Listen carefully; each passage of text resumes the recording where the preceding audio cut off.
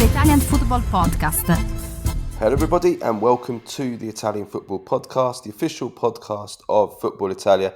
I'm Carlo Garganese, joined as always by Nima and Tavallaey. On today's show we will react to the Serie A weekend action, starting off with the quite terrifying scenes in Florence as Edoardo Bove collapsed and was rushed to hospital early on in the Fiorentina Vs Inter game. The game was abandoned, but all that anyone could think about, of course, was that Edoardo Bove was okay, and he is in hospital, and Fiorentina put out a statement on late on or during the Sunday evening, and it seems, hopefully, fingers crossed, things are going to be all right. But obviously, this is a developing story. So we'll talk a little bit about that, and we'll talk about Napoli, who stay top of Serie A as they win again 1-0. Scott McTominay continuing his great starts to the season against Torino. Juventus, though, are in crisis on the pitch and on the treatment table after another really, really bad performance, drawing 1-1 at Lecce, and now they are really starting to fall out of the race at the top of the table. Milan complete a good week of results after a convincing win over Empoli. Tijjani Reijnders, the star of the show again. Lazio's brilliant run of form ends as Parma earn another big scalp, and we'll have our usual Baggio, Premface and Serie Ass of the week. For all our first-time listeners, this is our free weekly episode that we do every Monday, reviewing the weekend Serie A action and all the biggest talking points in Italian football. If you want to support the Italian Football Podcast and receive all of our content that we do throughout the week, including a weekly Q&A episode every Tuesday where we answer all of the questions from our patrons, plus the weekly Thursday midweek review show, plus interviews, post-match reaction, and much, much more, then go to patreon.com/TIFP and become a subscriber for just $2.99 a month. Plus VAT. You can also sign up to be a paid subscriber on Spotify. We'll provide the link in the description. It's the same price and terms. And for all of you that do listen on Spotify, Apple and iTunes podcasts, we'd really appreciate if you do give us a 5-star rating. And also do subscribe to us on YouTube as well. All of that really helps us to grow and do more content for you guys. Okay, let's get into today's show. So, of course, we have to start off with the incident with Edoardo Bove during Fiorentina against Inter. For those of you who haven't seen it, 17th minute of the game, during a break in play, Bove was crouching down. Then he got up, but he didn't quite look right. He started to stumble, and then he collapsed.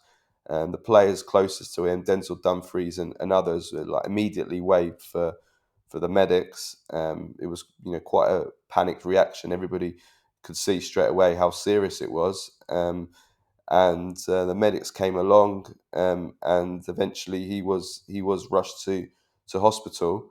It was really quite terrifying scenes, kind of reminiscent to some other incidents we've seen, probably Christian Eriksen, one of the first ones that comes to mind, and Fiorentina and Inter players who did actually form a circle around Bove while he was getting treatment on the pitch. They were, some of them in tears.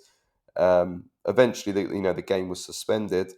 Eventually, it was abandoned. But as news started to come through about Bove's condition, it was understood that he was breathing on his own, but unconscious on the way to the hospital. Then he regained consciousness at the hospital. All kinds of reports of what it could be. What we do know now is that Fiorentina put out a statement during the evening that confirming that Bove was in intensive care, but that the tests that they had done had excluded serious cardiological or neurological damage, which I think I'm no medical expert, but I think that is positive. So obviously, this is a developing story, and we're recording this on Monday morning. I'm sure more news will come out during the course of Monday by the time you guys have listened to this pod, and then we'll understand a little bit more about exactly what happened to Bove, and what lies ahead for him But what we can say right now is that I think that sounds quite positive, and yeah, we wish him all the best and a full recovery, and yeah, just hope everything's okay. Yeah, it was quite the horrific scenes. It was it looked really, really bad, and when after that goal was disallowed, or they were discussing it after Inter score, and he just fell to the floor, and there's been some reports saying that he'd received a hit somewhere to the abdomen, and he was complaining about that, and then we don't know exactly what happened. Obviously, he's in the hospital now doing tests. He's going to be reevaluated. He was taken to the ICU. So it was very, very horrible. It was, there's this, for a fraction of a second, the camera went and you could see him on the floor, and it was truly, truly horrific. And you just saw how quickly, though, one thing you have to say, how quickly everyone reacted from Fiorentina to Inter. Everyone who was there, all the players, everyone just within seconds, milliseconds reacted to that. And then there was medical personnel there immediately, which is good, because I think that kind of that saved his life, didn't it? Because the way that they reacted so quickly, he was rushed in the ambulance. Like within minutes, this was taken care of, in seconds, and it was truly, truly shocking scenes and horrible Yeah, I scenes. would definitely want to praise the reaction of the players. I think Oh, Cataldi, within a milliseconds, like you can see all of them within like it was all of them within like fraction of a second. yeah, Just what Cataldi did, I think, definitely deserves praise. yeah, He stopped. Reports say he stopped Bove swallowing his tongue. He put him in the yeah, recovery position, so he knew obviously like basic first aid, what yeah. to do, which is so important. Which I think is something they should teach at schools, if I'm honest with you. I think when it comes to like these, we were taught it when we were kids. I don't remember it now. It was 30 years ago, but 35 years ago. But yeah, this first aid, like this first, like, putting people on the sides, teaching them how to do, CPR, like stuff like that is very, very important. Not just school. I think they should do it. It should be throughout school, but it should also Yeah, be there should be some way that that they do it. After school, just because I was taught basic first aid when I was at school when I yeah, was me too. probably about 7, 8 years old, Me but too. so long ago I Yeah, I can't don't remember it. remember I it. can't remember any of it now. No, neither. And this kind of stuff. I mean, in a way, what happened to Bove yesterday is probably the best place for something like that to happen because people are around you. There are Oh, on the medics. pitch, Yeah, there's medics on call. yeah, there's Like if you, medics there. But this yeah, I mean, happens. I mean, we don't know. Listen, it seems he didn't have it. They're saying there's no serious cardiological damage. We don't know what happened if it was some kind of minor cardiac arrest or if it was. We don't know. But assuming it was a cardiac arrest, like with Ericsson, for example, if that happens on the street, the chances are unless you've got somebody that's really trained and you can get the equipment, can get you to hospital straight away. That's why most people, when they suffer like cardiac arrest or these kind of serious things, they die because you've got seconds, minutes to deal with them. So in a way, this is the best place for it to happen. But I mean, it was horrific. At 22 years old, we just hope it isn't anything. Um, it's obviously serious, but we hope it's not something that's we hope it's something that you can recover from fully. And yeah, but they will definitely like look at what happened. I mean, there could be a million reasons, things saying. Some people, I saw one report saying that it was a epileptic seizure, seizure, yeah, yeah. epileptic seizure, which caused a cardiac arrest. We don't know; it's unconfirmed. But regardless, it's they're definitely going to have to check. All I'm going to say is that if he's recovered without, as a statement from Fiorentina said, without any serious without any serious just pulling up the statement. They said he's got he arrived without any cardiological well, it's ruled out any acute cardiological or neurological damage to the central nervous system and the cardiorespiratory system. Now that is wow. Thank God he was lucky, but that is lucky. Because if he's avoided that, then poof, you know. But but like you said, it's also because there were people around him. There were medical professionals on call, and so they reacted within seconds, and they resolved it. And thank God, it seems he will be okay, at least for now, and hopefully we can see him on the pitch, because he was having a really good season. And we have to, I mean, this is like after what's his name, Astori, like Fiorentina are, again, Fiorentina player seizure, cardiac arrest. It's you feel Barone as bad for them. well. Yeah, exactly. Joe Baron last Yeah, Joe Barone. yeah. Yeah, you're really starting to feel bad for them. Like, what what are they, cursed or something? It's like it's not a nice situation. But I hope they look into, was this one of those things that you can't like, life happens. Sometimes these things happen. Yeah. What was But it? we have to wait. We just have to wait and Yeah. see like what it is first before we can, what was the cause and all that kind of. Obviously, it's no secret. It's we've seen a massive rise in the last few years over these kind of things on the pitch, but we don't know exactly what it was. Maybe it was an epileptic seizure. Maybe it Yeah. was, maybe it was just that, and it wasn't related to the heart. We Well, don't it know. probably was. If it was, I mean, one does not exclude the other. Yeah, of course, but But it could be both. I'm But we just have saying to wait until and we see. know what it was, it's probably Mm. wrong to kind of look at Yeah. something wider. But we have seen it a lot in the last few years. That's we can't hide away from that. And this is another example of that, and it was Mm. horrible to see. It It really was was. truly horrible to see. Yeah. It was very, very, like, it was truly, truly horrific scenes, and I think it was the complete right decision to abandon the game. I remember when this happened to Christian Eriksen, I was really annoyed that they continued playing that game. Mm. So I think it was the right decision. I understand that they're not going to play this game until February. Fine, whatever. I think it would have been a complete travesty had they forced the players to continue.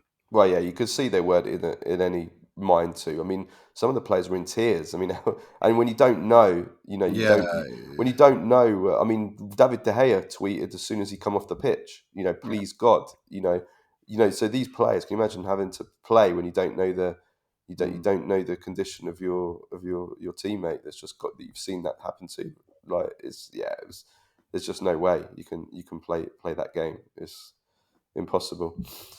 But yeah, that's all there is to say. There's nothing else to really talk about on that game. Nothing else that matters other than Bove's health. If we do move on though to Torino against Napoli, Napoli win again, 1-0 against Torino.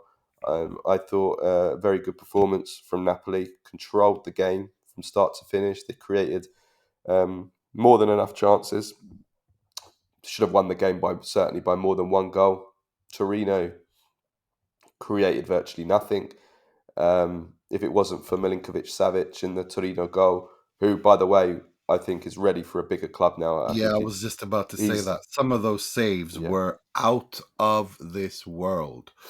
Like, outstanding, his- isn't he? He's got that aura and presence and that kind of, he just got that some unbeatable quality about him sometimes, doesn't he? He's But very, he looks bigger in the yeah, goal, doesn't he? Do you know yeah, what I mean? Like, some goalkeepers, they look bigger in the goal. Like, they're just they've got this intimidating presence, and his reactions are just unbelievable. yeah. And he always, even when he gets a hand to it, it's always powerful. He claws it away. And no, he was, some of those saves were insane. Well, do you know But how tall he's? 6'8". I yeah, mean, he's huge. he's He's massive. huge. He's absolutely huge. But we have to say, look, okay, they didn't create that much, but Coco's miss is, I don't think, gave Roberto Gagliardini a run for his money for the miss of the decade. I mean, that was, how do you miss an open goal like that? It's just, whoa.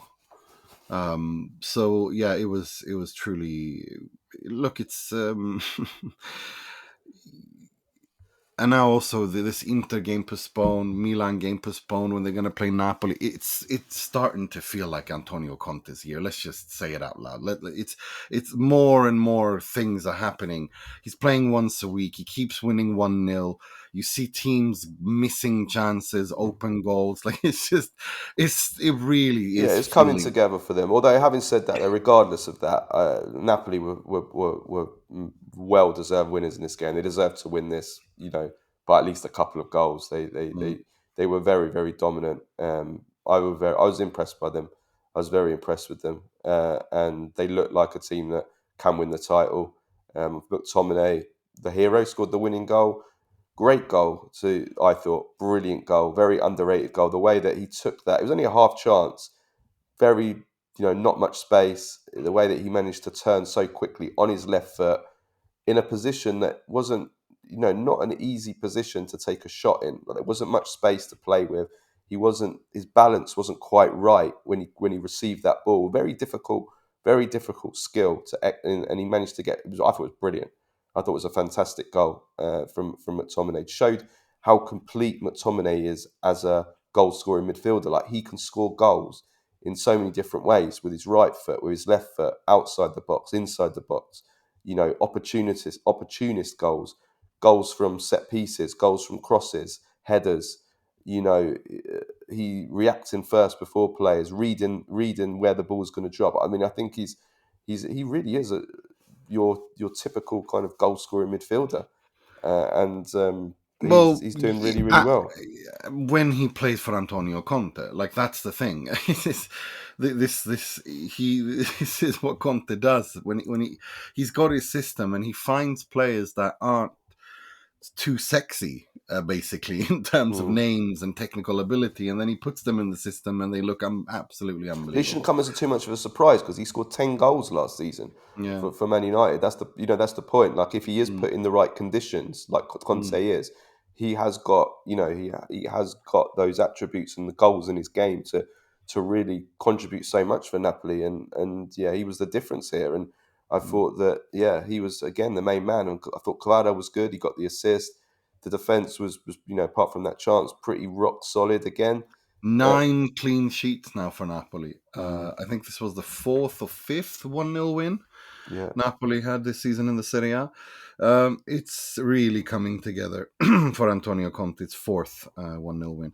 It's really coming together for Antonio Conte, and they're going to be thereabouts. He plays once a week. They've 14 games into the season. They got 10 wins, 2 draws, 2 losses, 21 goals scored, 9 conceded, 9 clean sheets.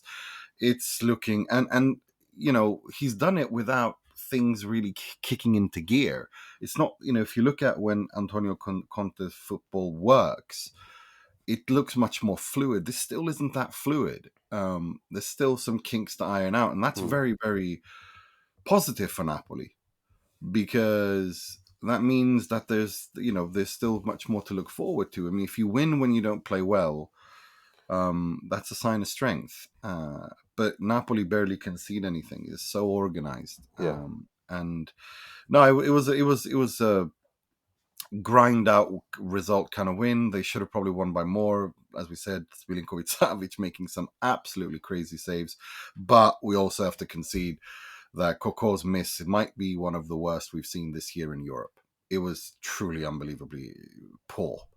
You can't miss that. Like, it's just, I don't understand how he managed to get his body and feet tangled up like that. It just, you can't miss a sitter like that. So Napoli live, are now 4 points clear. Of course, Inter have a game in hand. Fiorentina have a game in hand. Milan, Atalanta still have to play. Atalanta playing tonight against Roma. So it's the 4 points that you don't want to give to Antonio Conte at this time of year has been granted to Antonio Conte, because unless Atalanta manage to beat Roma tonight. Well, and Napoli have they have a double header against Lazio now this week. Coppa Italia away, and then Lazio at home in Serie A. But then after that, if they manage to beat Lazio, their run of games before the new year is Udinese, Genoa, Venezia. So they could go into the new year looking pretty, let's say. pretty. Yeah, Yeah. it's Conte's. It's a Merry Christmas for Tony C from Lecce. He's gonna he's gonna enjoy himself. No, but look, you look at those games, and you've got the double header against Lazio. I mean, he's going to rotate so much in the Coppa Italia. He doesn't give a damn about that. And then you've got, like you said, Lazio at home, Udinese away, Genoa away, Venezia at home. And then you have to remember Inter, Milan, Juve, Atalanta, all four go to Saudi Arabia for the Super Well, Coppa. yeah, there you go. and, Yeah. and then he's got Verona when they're away, Fiorentina and Verona. So yeah, Yeah. Well, there you go. That's what we mean. Like, the little things are it's all coming it's together all for coming them, isn't together. it? Yeah. But just a quick note on Torino: 1 point in 5, Uh, 8 defeats in their last 10 games. After that great start, it's relegation form. There's no other way to say it. And I said it at the time when they went on that. They had that fantastic start to the season, Torino, and everybody was praising them.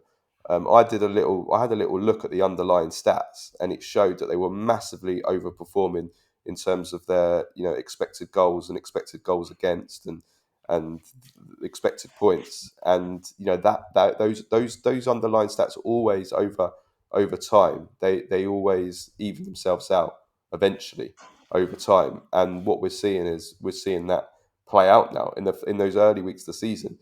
They were overperforming their actual performances, and Milinkovic Savic in particular. I remember he had the best stats in Europe in those first weeks of the season, like the number of saves, number of goals he was saving. So really, if it wasn't for Milinkovic Savic, they probably would actually be in the relegation zone now. So they have to be careful, because they're not that far above the relegation zone. If they continue this form, they are going to drop towards the relegation zone. I think they should be okay, but I do worry for the manager. I think they might have to make a change if this I continues. remember saying that I was worried about Torino getting relegated before the start of the season, and I did say that I'm not a big fan of Vanoli. Yeah, well, told you. What do you want me to say? Like, he's not. The Juric effect has worn off, and now it's Vanoli ball, and what you got is 7 defeats out of the last 9. But in their defense, they have played Juve, they have played Roma, they have played Inter, they have played Napoli, and Lazio, so it's Fiorentina. So they did have all the top sides, Hmm. but their only win, they lost against Cagliari, of course, which a game they should have absolutely won. Yeah. But and they drew against Monza, and they beat Como. But yeah, I'm not surprised. I've never rated Vanoli. I don't think they did enough in the summer. I think I they've think that was the regressed. killer. It was the transfer market Yeah, was the and I killer. think they regressed to the mean now. I think they, like you said, they overperformed a little bit in the beginning of the season. To be fair, they did play Venezia, Verona, Lecce. Uh, you know, those are the ones they won. But they, of course, the impressive win was, the 2-2 draw against Milan away and the win against Atalanta at home. But in the beginning of the season, but I'm not too impressed No, I think with the what. loss of Duvan Zapata really killed them, for Mm, sure. Because I look at their attack and I just think, well, where the goal's going to come from? Sanabria, Shea Adams, and yeah. then a bunch of players I've not even heard of. So it's yeah. I'm a little bit worried. I'm a little bit worried for them, but then I'm worried for a lot of teams. I think there's a Mm, lot of teams at the bottom that I'm worried for. So mm. I think, yeah, they just they've got a good run of fixtures now. They need to stem the tide, and just yeah, hopefully start the new year in a better position. Let's move on to another team in Turin that's struggling right now, and that is Juventus. I think we can probably call it a crisis now. It's certainly a crisis when you add everything together. When you add the absolutely outrageous situation with the injuries together with the results, which aren't losses but are draws, and the problems that Juventus are having with creating chances, even against the weakest of opposition, like Lecce, and I think we can call it a crisis. I think we can call it a crisis. It's not over-exaggerating to call it a crisis. I'm sorry, but when your expected goals, including Thuram's, shocking open goal miss, which hit the post, is 1.3 away against Lecce, who have struggled a lot this season. I don't know what else to tell you. This is not. Lecce have conceded 21 goals before they played Juve in 13 games. Okay, they've had a managerial change. Gianpaolo's come in and he's actually doing pretty well. This was an important, point and decent performance for them. They won their game against Venezia, but it's still. This is just simply not good enough. It's not good enough. But I want to start before I get to what I said last week, that you can talk about injuries all you want, but this has been going on all season. Barring Como game and Empoli game, or it's not Empoli, they drew that, no goalless, but barring those opening games in the season, Juventus are completely impotent going forward. And that's just a fact. Well, you mentioned the Thuram, the XG overall in the game. If you remove that Thuram chance, which is a 0.88 XG, Juventus in the first half had an XG of 0.1. If you remove that Thuram chance, and the second half in total is a 0.25 XG. So that they had a lower XG than Lecce in this game, even including the Thuram the Thuram chance, and one goal in the last 3 games, and that goal was, let's be honest, it's a complete fluke from Cambiasso. He's taken a long shot. It's not going to threaten the goalkeeper if it's even on. I don't even know if it was on target, and it takes a massive deflection of Gaspar and goes in. That's the only way that Juventus were probably going to score in this game. I know they hit the post twice, but I've read out the XG. No, but they're not creating enough. No one can tell me that they create enough, and that's the problem. They're not creating enough chances. These things, like we said, the early season bounce enthusiasm, it wears off. Now we're 14 games into the Serie A, and they have the most clean sheets. They have 10 clean sheets in Serie A. It's an outstanding record. And that's great. The defense is not the issue. The issue is they're barely creating anything going forward. And this is how it's been under Thiago Motta since he came to Juve, regardless of the possession in this game and in general is the build-up was... Juventus were very, very flat. The possession so sterile, just too slow, not enough vertical direct passes in this game and in general. Everything I'm going to say here is generally true as a whole, but I'll talk just for this game. But too slow, too many sideways passes, making it way too easy for Lecce to set up their team into position and trying to score the perfect goal. You've got to be more direct sometimes. Look how Juventus scored the goal. It was a shot from outside the area that took a deflection and went in. Sometimes you've got to be direct. Sometimes just smash a ball across the box. Sometimes just whip a ball in first time. Sometimes put a ball in the channel, put the defenders under pressure, win it back. You know what I mean? Sometimes you've got to be a little bit ugly. Yes, you've got to have an identity. And I love the idea that Juventus have an identity now and they're trying to build something. I think that's great. And we have to give it time. But sometimes you've got to also have a little bit... You can't just have one way of playing it to be this sterile. I thought that the team was really lacking pace and intensity.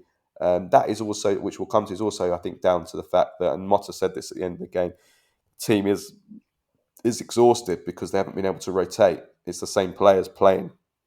He's got no players to rotate. Yeah, exactly. He's got players who sound like regen names.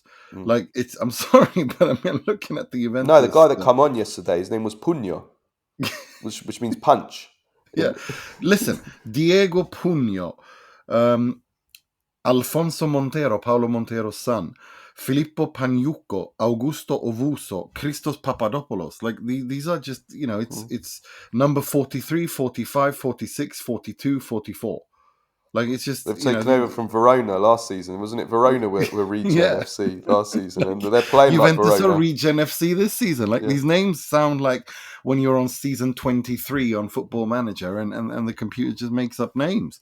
It's like when you play on Football Manager, like when sometimes like you play in Europe and you haven't downloaded the large database and you're using the small database to try and make the game run quicker. And you go into Europe and you play against a team in Europe, even some of the bigger teams in Europe, and they haven't got all their real names, so they have like those greyed out regens, and they're not very good.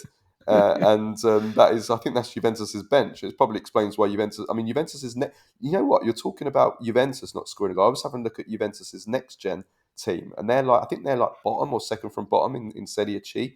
And when I checked like last week, I don't know how they got on at the weekend.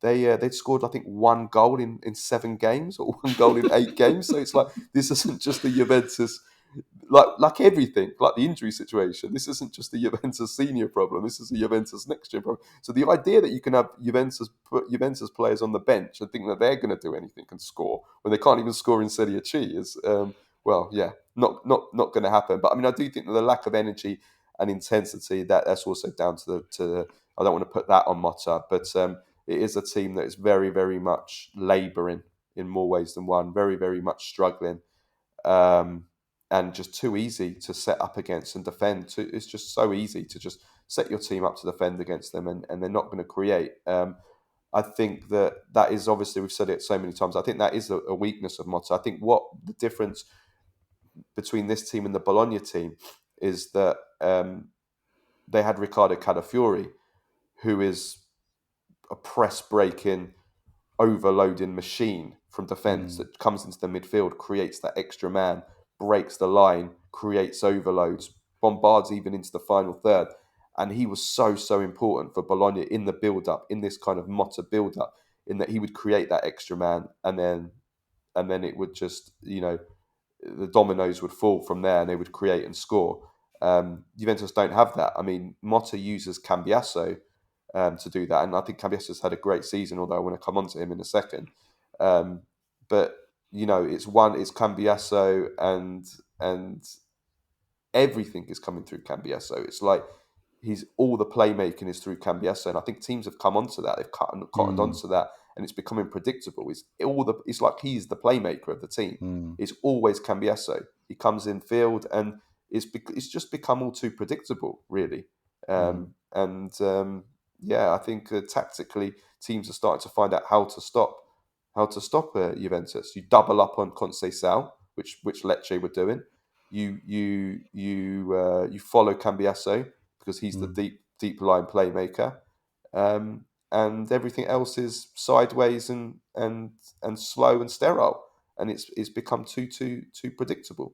I didn't like Motta's changes either yesterday. I understand that he's got nothing on the bench. I was going to say, I can't criticize him for that. Well, he took off Yildiz and Conceição for youth players. Mbangula, okay, he did all right at the start of the season, but Pugno and Juventus. So Juventus finished the game with Weah, Mbangula, and Pugno in the last kind of like 15 to 20 minutes. And okay, I get he doesn't have any options, and he said they were exhausted. And yes, the last thing you want is another injury. So I guess I don't want to be too critical, but he really did invite pressure from this Lecce team. I would have just kept them on. If you get an injury, then you go to Johnson and you say, "Look, this is your fault." But I think he just invited that pressure from Lecce, and they eventually got the equaliser.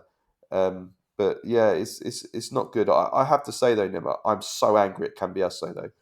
That is just unforgivable. What he did is unforgivable. You just cannot do that. You've got 2 minutes left of the game.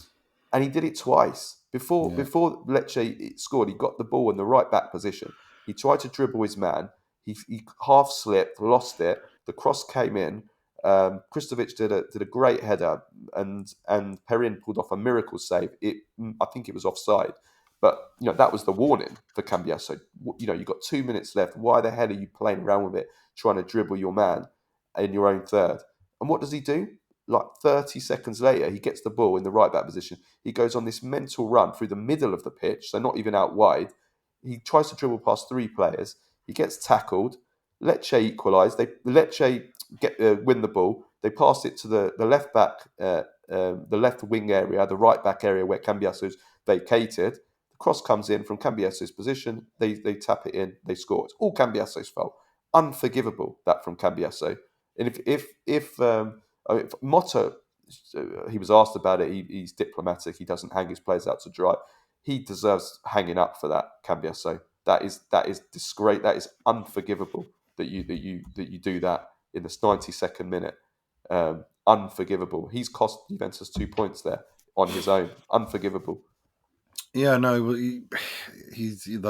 I agree with everything you said. I just think that he is kind of, let's remember he's not exactly a senator himself, but he's kind of been given that role at Juve, and I think you're going to see him make these mistakes until he learns from. I think he will learn from them. I'm not too worried about that.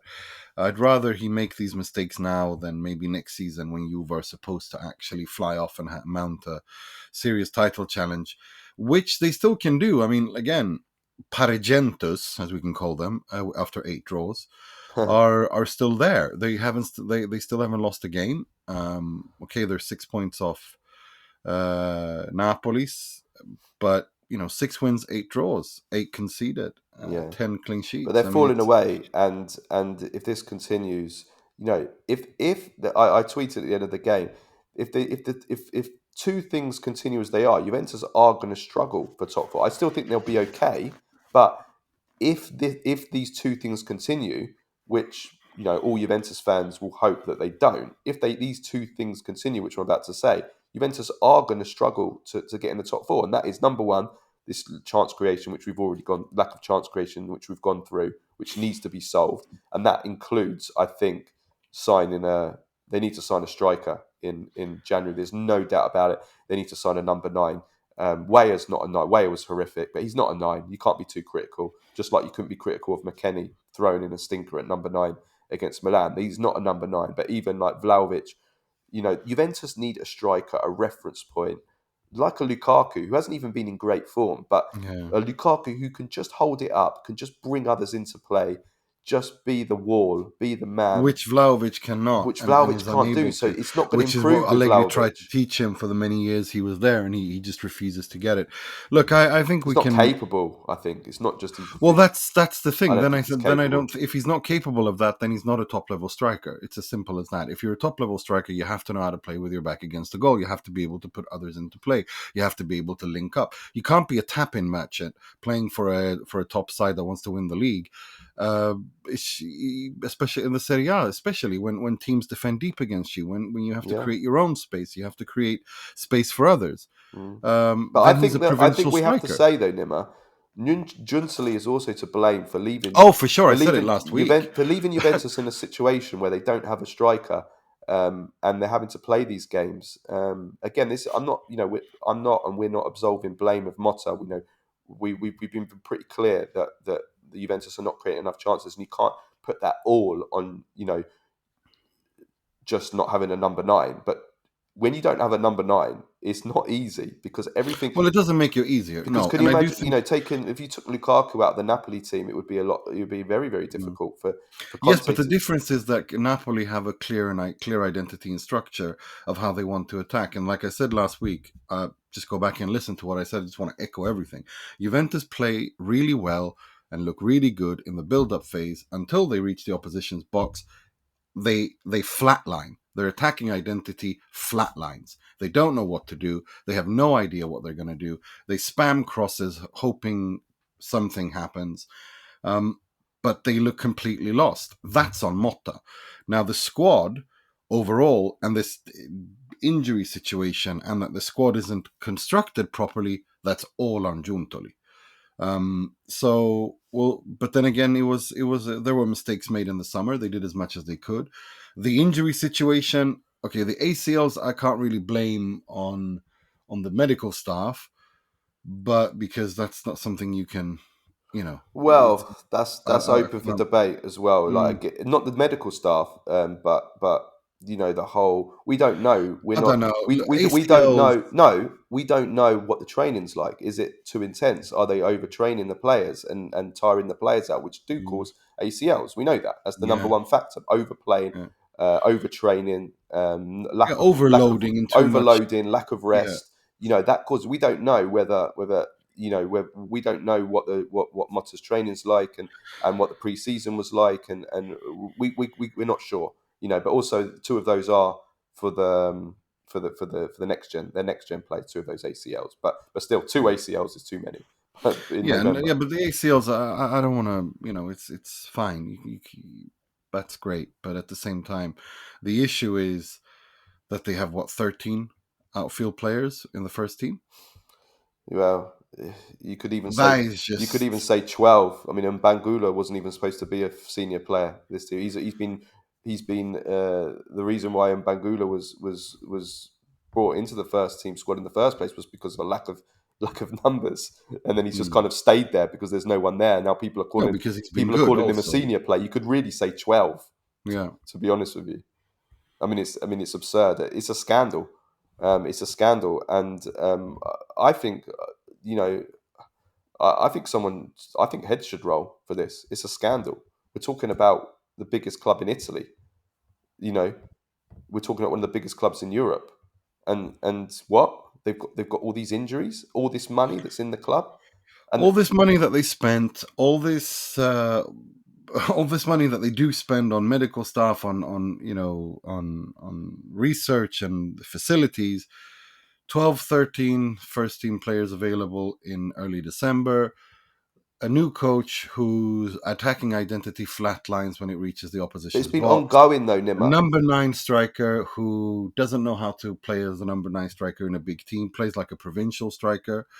I'd say I just want to. needs to roll. Yeah, I want to just focus just on the injury situation. Heads need to roll with in terms of who is to. There needs to be a proper investigation. Who is to blame for this? What is causing this? And whoever is to blame needs the heads. Some of those heads need to roll because this cannot be allowed to be acceptable, and it's ongoing as well. This isn't something that's just this has been happening predating this season. And what is worse for me is what I find incredible is the recoveries, how long the recoveries are taken. That is a J medical problem. Some of these things are not J medical, because obviously, we're talking about injuries happening. It's like, it's like blaming the hospital for you having a heart attack. Do you know what I mean? Sometimes you can't just blame J medical for everything, but the recoveries you can, because that's in J medical's hands. The recoveries, we're getting players with supposedly minor muscular injuries like Nico Gonzalez, who was only supposed to be out for a few weeks. He's been out for 2 months. He's still not back. What the hell's going on there? Why is he taking so long? Then you've got players that are taken out for precautionary reasons before a game, like Douglas Luiz was before a Champions League game. He wasn't even injured. He was taken out as a precaution. That's been over. How long ago was that? That was like a month ago. He's still not back. So what the hell is going on there? Then you've got players that had no injury at all, like Vlahovic. They missed 2 games. Now, okay, there might be a reason for some of these. Why? There might be a reason that for Vlahovic being out for 2 games. What I'm saying is there's too many of these players in total that are supposed to be minor injuries, and their recoveries are taking way, way longer than they usually should take. And that for me, I find this astonishing because a lot of these players that are out on this long injury list, they should have been back ages ago, and they're not back because their recoveries are taking a lot longer than they are. So what the hell is going on there? So from the injuries to the recoveries to the ACLs, it's a scandal what is going on with Juventus's injury situation, and this is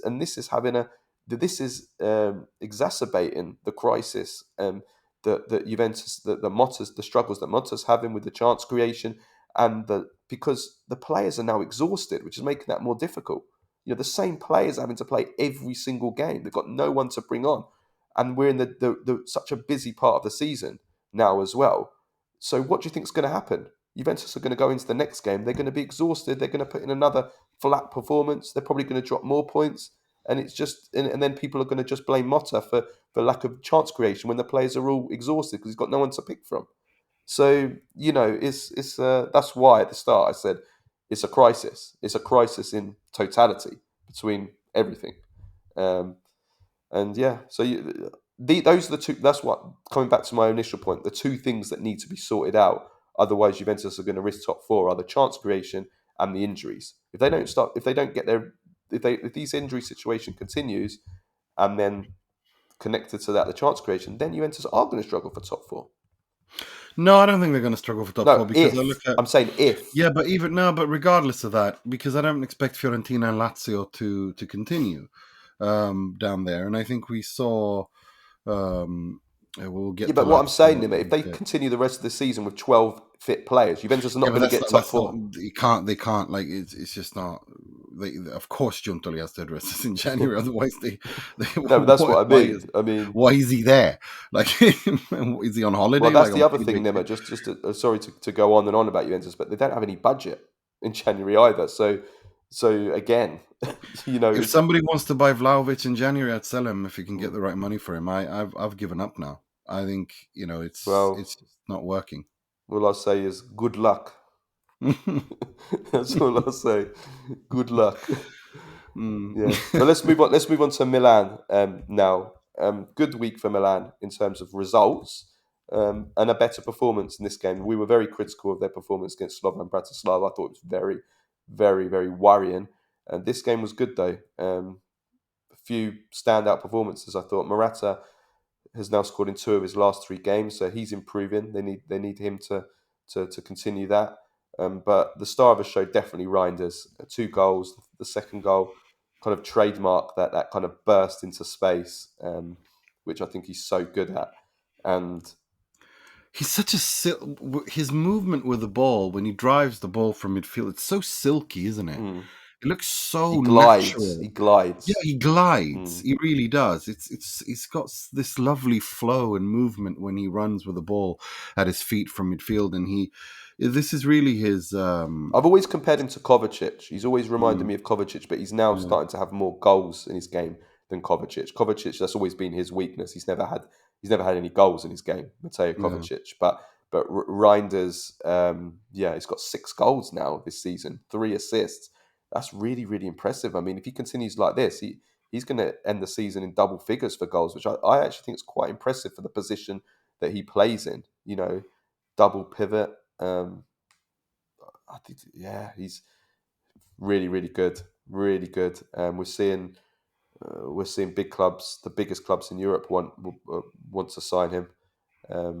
For sure. I think Milan need to watch out because he's very important for them, and if they need to watch out because I think when you have a midfielder that is that silky, that scores that much, is also a fantastic passer, chance creator. There's scouts watch that, and one thing that I think is rather interesting though, which it doesn't feel like this at all looking at Milan, but they've got 6 clean sheets in the Serie A this season. And when you look at how Milan have looked defensively, it feels surreal that they've got that. Well, one of them is against Juventus, so it doesn't really count. But yeah.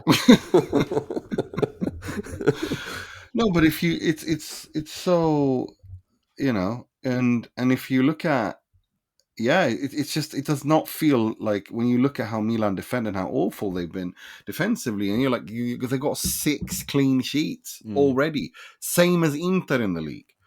Of course, and they have the same amount of games, obviously, because both of their games were postponed. But it's a weird one. Yeah, I wouldn't read too much into it, having watched them play against Slovan Bratislava. Yeah, but it's not just that. They have been poor defensively. There's no doubt about that. But it's an interesting stat. Well, I think it's an interesting quirk, but I think that certainly more to read into the fact that in 4 of the last 5 games, they've scored 3 goals in. They're definitely, unlike Juventus, they know how to compare them. They definitely haven't got a problem scoring goals, and they've got a lot of attacking options.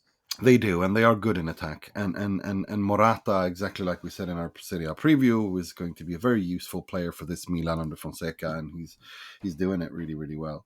I thought Pulisic was good, but I mean, what I wanted to raise was: is there an argument to say that Reijnders and Pulisic, Morata will see as well, but is there an argument to say that Reijnders and Pulisic in particular are becoming Milan's talisman now, ahead of outfield talisman? Ahead of Leao and Thiago, because generally it's always, when you think of Milan, who are the the kind of it's the main Maignan, men. Theo, and Leao. Yeah, it's Leao, Teo, and then maybe you stick in Maignan as well. Those three are kind of like, they're your big name players, aren't they? Now this season, it feels like kind of Reijnders and Pulisic are the ones that are kind of carrying the team. For sure. I think especially, I'd agree with that. I think Leao's struggles have been, we discussed it at great length on this pod through the season, but I think, he's kind of coming back to it now. He's finding his place in this system, and no, I think that's a fair shout. Yeah, I think that's a fair shout. And it's also nice to see Camarda being used more and more by Milan. And he's now part of the first team, and he gets his 10 minutes and 6 minutes here and there, and I really like that. I really do. that's good. Yeah, let's praise that where we just give praise where it's due, that he's actually getting some opportunities for definite. The only other player I want to single out is Gabbia. I thought he was excellent again, and he signed a new contract. And there were some interesting quotes from Alessandro Costacurta, who's obviously Milan legend, one of the greatest defenders Italy and Milan have had. And he said at the end of the game something which I've said already, that he's the best defender Milan have. I think I said he's the best team defender Milan had, but they should really be one and the same thing, really, shouldn't they? Because if you're a defender, you should be a team defender. You should be able to defend in a unit. And I've always said that Milan lack those kind of defenders. They're all individualist defenders. Teo, Tomori, Pavlovic, maybe not Emerson. Maybe Emerson you can call a team defender, but I don't particularly rate him. But whereas Gabbia is a team defender, he plays in the unit. He's always well positioned. He's he leads by example. And Costacurta even added that he should be Milan's new captain as well. Because obviously Calabria is the official captain of the club, but this is probably his last season at Milan. That Gabbia should be the next captain, and I think he's. I don't know if he should be the new captain, but I definitely think he should be the first name on Milan's centre back team sheet. Like, he's the only one that I would always play right now. I think he's steady. You know what you're going to get from him. Yeah, no, not much to add. I think when you have a defensive issue, when you have defensive structural issues, and you have a defender that actually works as in a team like as you said, that should be the same thing, but they're not.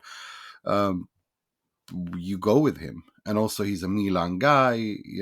It's born and bred Milanista. No, I thought this is a no-brainer, and I think it's good for Milan after the turbulence start to this new Fonseca era, and it has been turbulent. They kind of, now they're actually on par to finish in the top 8 in the Champions League, which is huge. And things are kind of coming together for them as well in the Serie A. They're now on 22 points with a game in hand.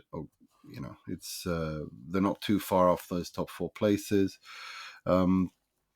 So it's kind of landing now a little bit, and I think I think they must be happy about that, because it's been a difficult start to the season for Milan. Yeah, for sure, and they've closed on Juventus as well, and also closed on Lazio, who finally slip up after this brilliant run they've been on. 11 wins in 12 before the Europa League in midweek last week. Then they drew with Ludogorets after one of the worst referee decisions I think we've ever seen.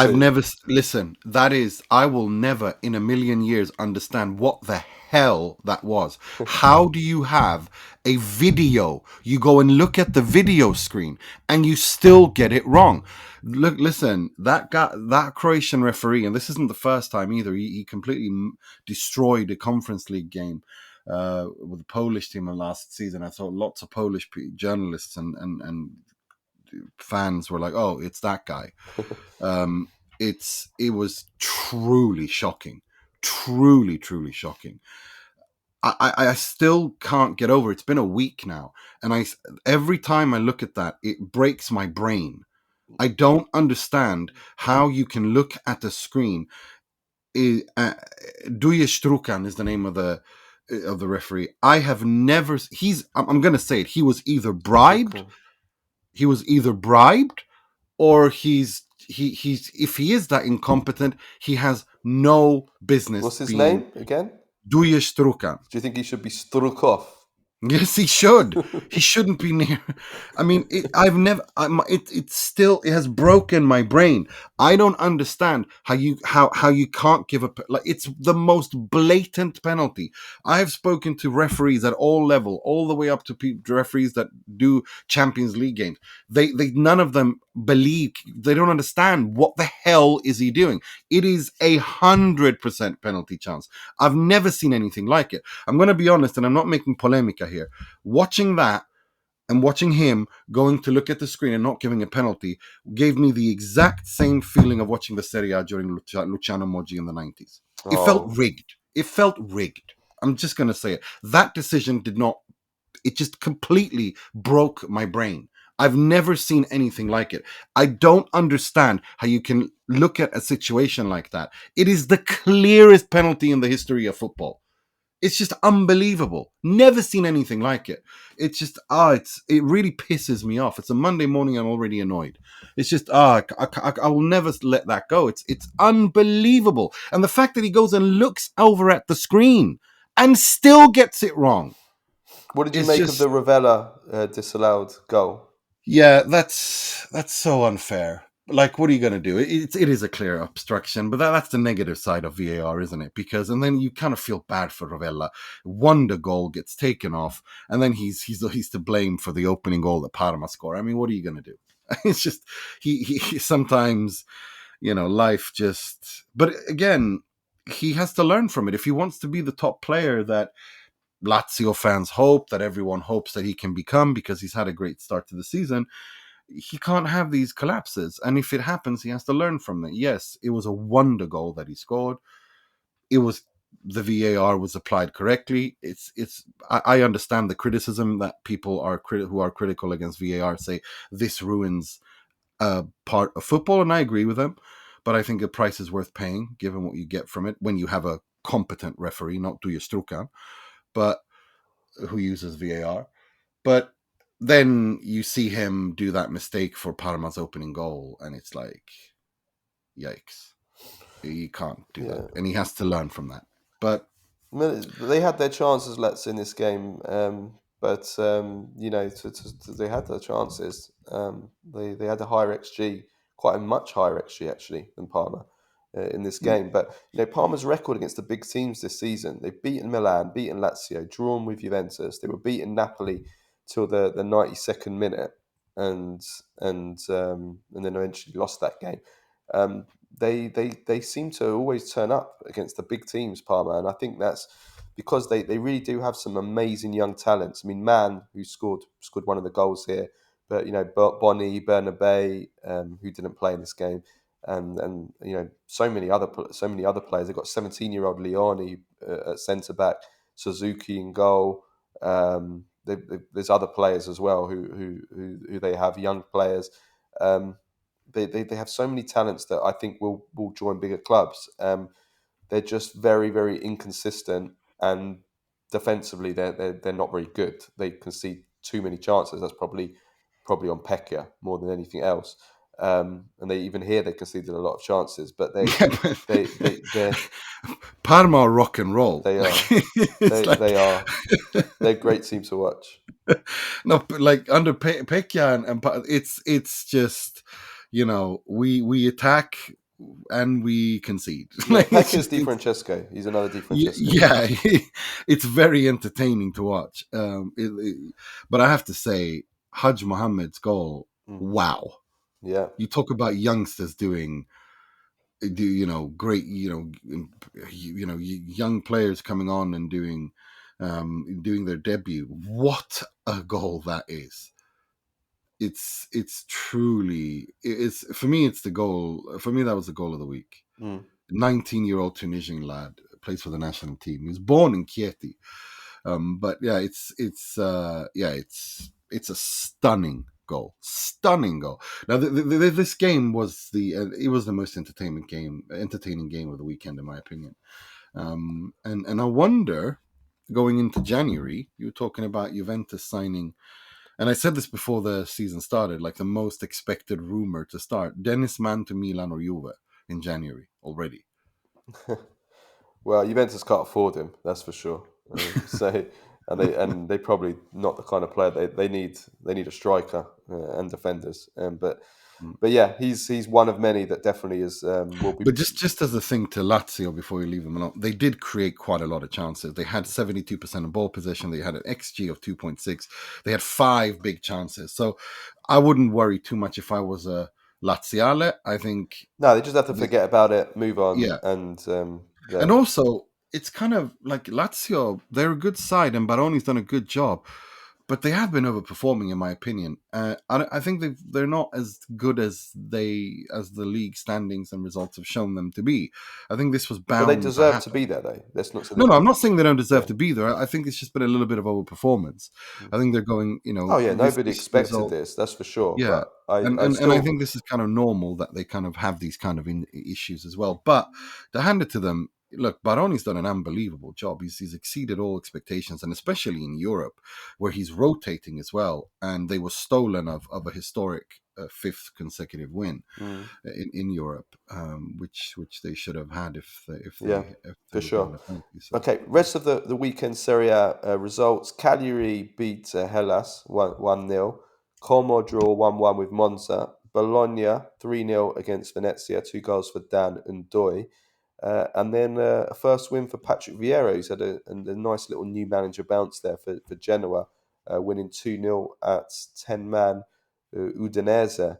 And the final game of the match day is Roma against Atalanta. Massive game there. Um, at the Stadio Olimpico. That's on Monday evening with Atalanta trying to get 1 point behind Napoli again, and Roma trying to build on the excellent performance I thought against Tottenham in the Europa League, where they drew 2-2 and they created so many chances in that game. So I think that was a positive for Roma. So we'll see how they can get on at home to Atalanta. and Hellas are sinking without a trace, aren't they? Mm, 3 losses in a row. Paolo Zanetti, I wonder if he makes it to Christmas. yeah. And you got Cagliari won. Lecce took a point, so Como drew. So no, it's the relegation battle is definitely, Yeah, it's going that will be tight the whole season. I'm pretty sure. yeah, it's definitely spicy. Yeah, And you saw Bologna finally win. Danendor, like you said, scored a brace. The Genoa Udinese game, like that red card, my God, it was so clumsy by Torre. yeah, Why are you up there with your hands and arms? yeah. Like, I understand that he's trying to block him and he's allowed to do that, but you don't get to shove your, There's been a lot of brainless yeah. defending from Serie A players in the last week or so. You had what's his name, Pobega, brainless. Then you had Cambiasso, completely brainless, and then you had this as well. So yeah, Yeah. players losing Yeah, their brains. exactly, like syntax error in Yeah. their brains. Yeah. Right, let's finish off with Baggio, Premface and Serie Ass of the week. So Baggio of the week, I just want to give a shout out to all the players that reacted so fast during the harrowing scenes with Bove, and in particular Cataldi. I want to single out for his reactions in the first aid response. Those kind of actions save players' lives, and maybe help save Bove's life as well. So I definitely want to give a shout out to all of the players, not just Cataldi, but Di Marco for chasing down the ambulance and not that they came onto the pitch, but it was that urgency that certainly helped to save Bove. Yeah, nothing to add to that other than like agree with your one. I just want to add Anas Haj Mohammed's goal for Parma. What a debut goal that is. It's just absolutely stunning. Yeah, for 19-year-old sure. who Premface of scores the that. week. The TNT Sports commentary for the Inter game against in Champions League. against Leipzig, where they were calling Simone Inzaghi Pippo Inzaghi during most of the game. It's like this. How can they keep doing this? Like, he's been at Inter for 3.5 seasons now, and he's played in the Champions League all the time, and he was in the Champions League with Lazio before that. It's not Pippo Inzaghi. Like, stop it. Yeah, they're all the same. They're all the fucking same. It's just like, what are you, like, stop it. Like, it literally makes me want to scream. Like, okay, in the beginning I get it, if you're not following Serie A, fine, it happens, but we're like 7 years into his top level career in the Champions League. Do you know what I mean? Like, Yeah, no, sorry, 5 years. The Inzaghi brothers is definitely in the 90s. They always used to mix up the Baggios. No, they used to call the Baggios Eddie Baggio. Eddie. You think they know who Eddie Baggio is? No chance. No, Dino Baggio and Roberto Baggio. Oh, Dino. They used to they used to call them brothers all the time. That used to drive me mad. Not. And also they used to mix up Dino, but this was even worse. They used to mix up Dino Baggio and Di Biagio. They used to do that, God. and they used to call him Di Baggio as well. That one, like Luigi Di Baggio, and that used to drive me mad. Going back in the day. Finally, Serie Ass of the week. A couple I've got here. I'll let you do the second one because I know you'll make it a lot funnier than mine. First of all, the production quality of Milan versus Empoli. Just horrendous. Like, you couldn't even see the game. So bad. Again, I mean, we're talking about just the commercial value of the league and marketing the league. Who is going to want to watch that game when you can't even see anything? It's so bad. And then you add that to the already pre-existing problems of just the way that Serie A games are filmed and the camera angles and the stadiums not being full and just how it looks like it's like Hollywood filming versus like Premier League is like comparing a Hollywood film to like versus a Nollywood 1970s US country drama or something. Because Serie A, it's like, and then it's just unforgivable. It really is. Mm-hmm. Yeah, but they can't do anything because the stadium's too old, and you need to have certain. But I'm talking about, like, did you see how blurry and like it was? Yeah, but it was a fog, wasn't it? Wasn't that because of the Milan fog, the famous Milan fog? I don't know what it was, but it was just embarrassing. You couldn't see a thing. It was you couldn't see a thing. No, it's I've been in San Siro when you're sitting there and you can't see anything and you're there. Let alone when you're when you're at home watching. It's a Milan thing. It's like and you're wondering, how do the players see each other? But you understand that there's levels, isn't it? Like, the fog is at a certain height. The players below can see each other. They're fine. It's just this thing where the fog or the whatever it is stands just at that height where the camera can't see anything. You're sitting there going, what's happening? It's all very misty. It's Milan things. Yeah, the second one is the Roma psychologist. Do you want to take this one? Tim Coates arrived at Roma, and Roma broke him in 20 days. Like, I'm laughing not because he had a mental, like he had a breakdown, but he came on a trial period at the beginning of the month. Did, to be honest with you. Well, yeah, he came on a trial period.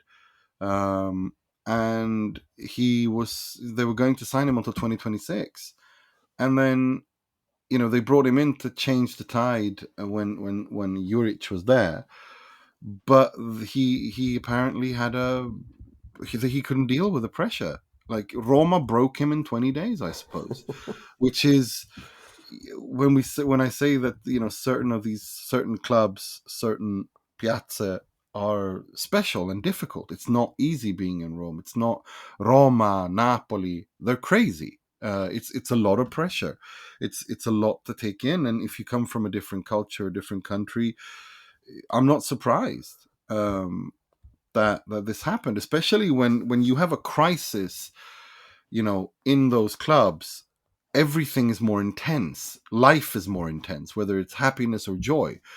And whether it's happiness, joy, or misery. And when things are miserable in Rome or Roma, it's 10 times worse than anywhere else. And I hope he's all right. I hope he recovers and has a wonderful, and has a great career somewhere else. But it is kind of, it's like, what's funny about it is very, I don't know what how to describe it, but you bring in a psychologist to help you get through cross a rough patch, and you end up breaking the psychologist, so he leaves after 20 days. It's just, I don't know if that's not Serie Ass, then I don't know what to tell you. I'm just trying to think of a comparison from a film where their psychologist got broken. I'm thinking, I don't know, Tony Soprano and the psychologist in The Sopranos, or what about the one with what's his name, Billy Crystal? Analyze this. Analyze this, yeah, with Robert De Niro and yeah. No, it's crazy, and yeah, the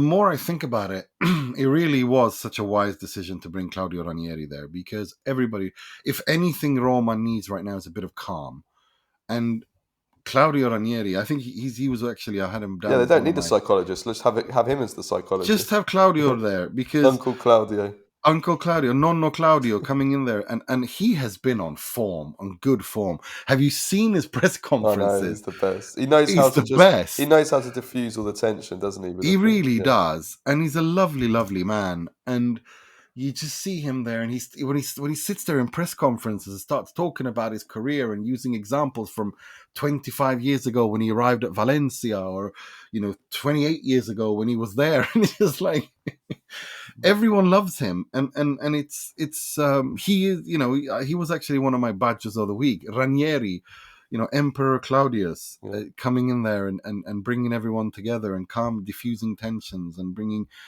calming Rome, the crazy pressure cooker that is Roma, and relieving the tension is got to be Emperor Claudius. Long live, hail Emperor Claudius. There we go. Now you're using the Roman analogies after making fun of me. Let's leave it at that, guys. We have to go. Thank you everyone for listening. We will be back with the Q&A this week, and we'll catch up with the questions from last week. So have a great week, everyone, and we'll see you next time. Ciao, ciao.